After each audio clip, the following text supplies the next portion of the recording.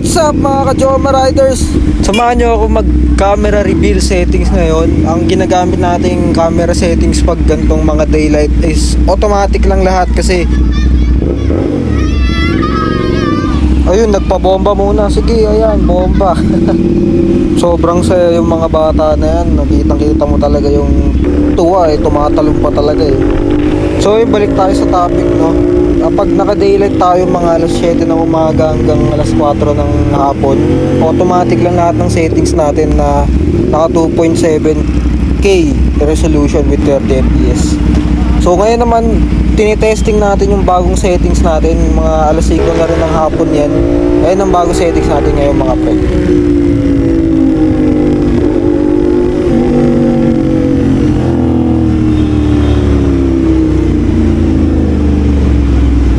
Shoutout pala sa isang subscriber natin dyan, sa isa rin natin kasama sa SR Squad, si Sir Bien. Shoutout sa'yo Sir Bien. Ayan na, lalakas ako na yung boses ko. Ayan na, sisigawan na kita.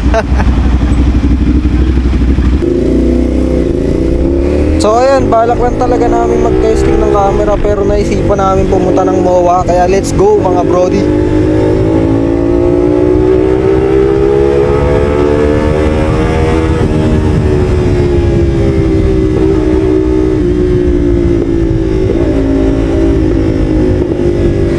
Mapapansin nyo yung mga dati kong videos pag mga madidilim, sobrang pangit din ng quality niya. Tapos lagi siya nag-autofocus.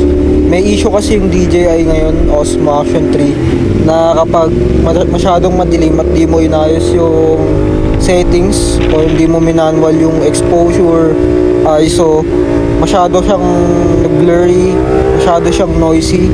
Kaya yun, naghanap tayo ng fix din sa YouTube. Meron tayo mga ni-research. Nakahanap din tayo ng magandang settings. So yun, kasabay pala natin dyan yung kapatid ko, tapos yung jowa na kapatid ko. Ang gamit nilang motor yung Honda Click version 3, na syempre motor din natin na pinagpracticean natin dati bago tayo matuto na motor, diba?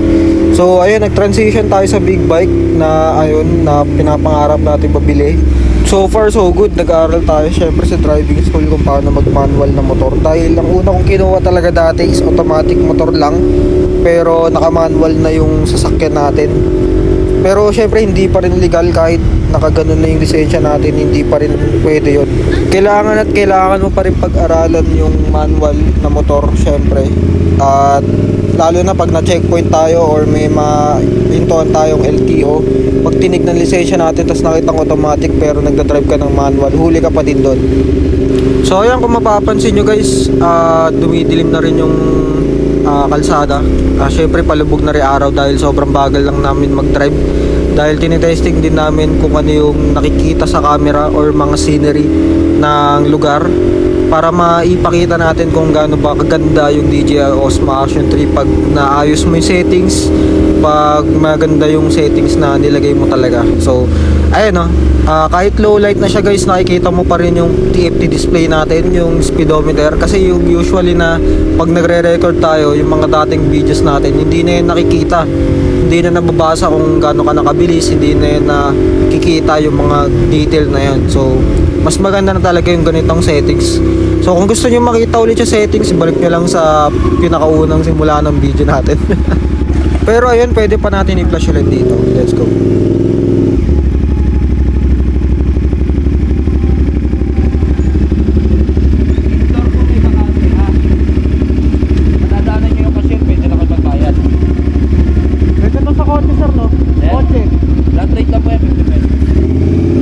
Ayan, tinatanong natin si Kuya Guard kung pwede ba to sa kotse. Sagot niya, flat rate po yan, 50 pesos. Hindi kami nagkaintindihan dyan mga brody.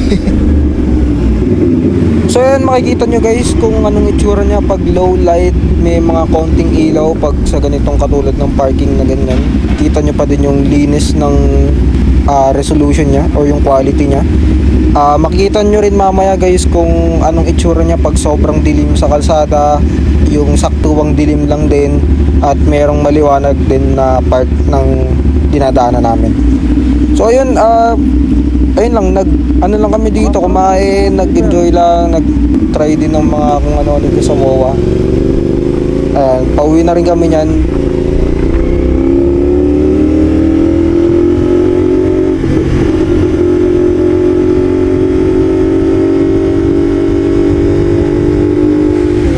Yung mga ganitong scenery na pag sa old settings ako niyan, pag naka-automatic, nag-autofocus issue na siya. Yung lagi na siya nagbe-blur at hindi na makita masyado yung mga detail ng video natin. Parang masakit na siya sa mata, maliwanag, noisy. Pero itong naayos na natin yung settings, maganda na yung ano niya, pinaka quality ng video niya. Kung titignan nyo guys, para na tayo nasa DC Comics. Oh. Madilim siya pero sobrang ganda ng quality niya. Di ba? Ayos ba?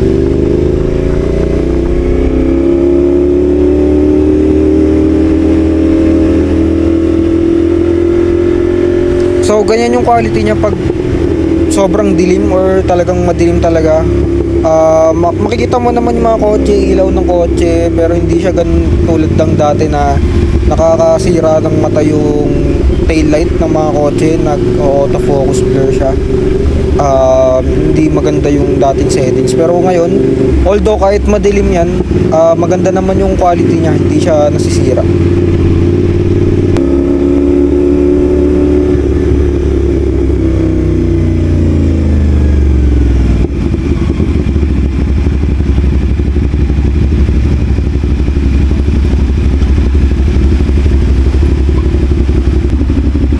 Ayun, may kasabay tayong e-trike guys. Huwag nyong gagayahin yan. Red light, kumaandar na agad.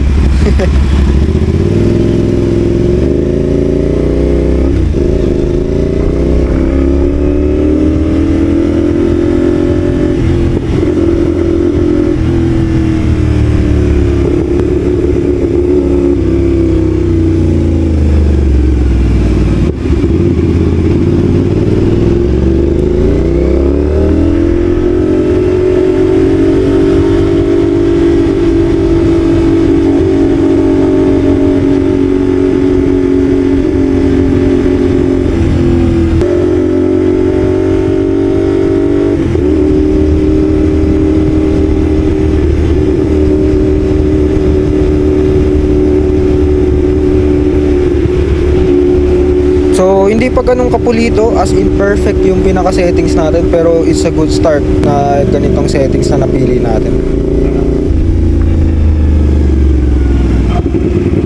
So, ganito naman ang itsura niya pag maliwanag yung daanan, kahit naka-manual lang ISO natin or exposure natin.